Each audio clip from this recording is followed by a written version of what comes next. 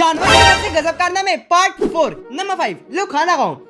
खाना एक और हम दो, ऐसे तो नहीं चलेगा। तेरी फील्डिंग सेट करता हूँ। नंबर 4।